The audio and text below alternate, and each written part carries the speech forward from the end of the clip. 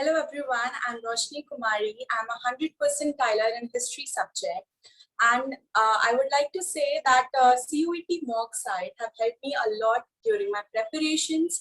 It was a great help for my preparation during my CUET exam. I would surely mention that the mocks were really relevant. It was a very useful resource.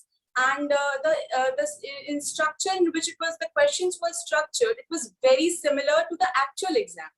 So it was very basic, means very deep questions were extracted from it. So it really helps you out to at least analyze your preparation while sitting at home. So you could have an idea that how you're going to perform in your actual exam. So I would suggest that it's a great site. It's chapter-wise mock. It's subject domain entire mock.